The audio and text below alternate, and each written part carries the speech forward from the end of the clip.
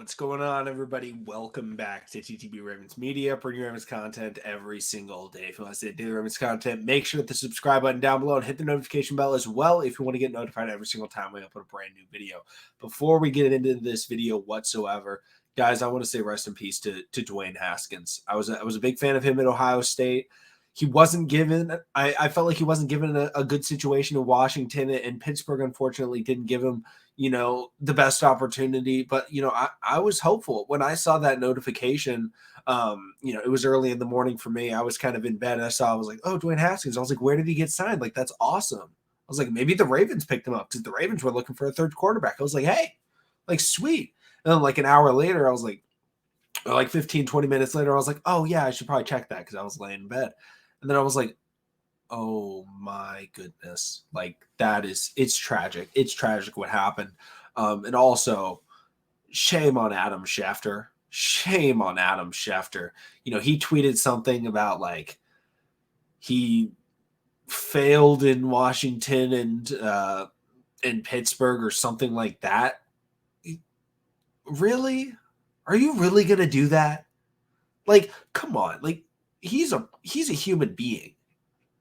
He's not I think so many people think of football players, they think of athletes as they think of celebrities as like objects of entertainment. They're not. They're human beings.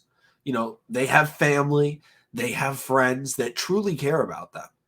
Don't treat them like they're less than that. They don't live for your entertainment. Okay. So shame on Adam Schefter. And I was a big fan of Dwayne Haskins. So I was really upset by the news that he passed away today. But getting into this Ravens video, last night when Joshua and I recorded our podcast, we posted the episode really late. We were talking about Melvin Gordon.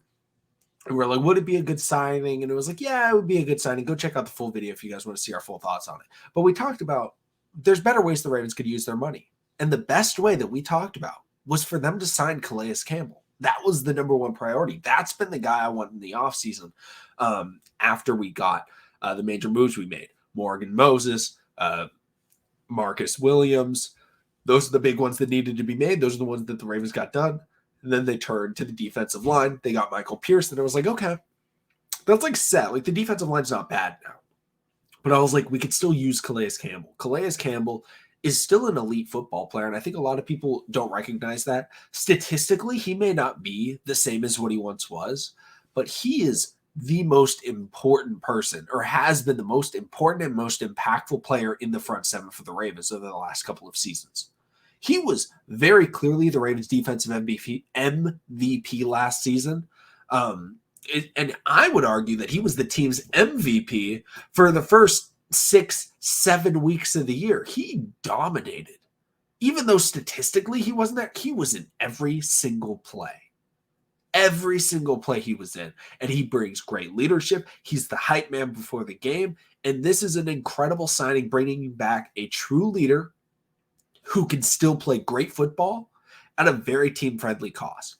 Yes, it's on a $12.5 million deal over 2 years. We don't know how long Calais Campbell's going to play. He may retire after this season. But the biggest thing is it's only like a $3 million cap hit this year, which is almost nothing. So what the Ravens can do is they still have opportunities to, restructure some contracts and still make up more money. And obviously, if they want to extend Lamar, that would make up a lot more money. But, Lamar Jackson, totally up to him on when he wants to sign that deal. But they can still make some more money, and they can go get some other players. But Calais Campbell was the priority for me. And my hope when Eric DeCosta talked about it in a press conference, we have some moves to announce, in the upcoming weeks or so. This was the move I was hoping for. I was like, hopefully they're working on a deal with Calais. Like, obviously Lamar would have been great, but I was like, I didn't have any expectations for that because, I just feel like it's not going to get done this offseason. But I was like, Calais Campbell, it could happen. We haven't heard a lot of, news about him.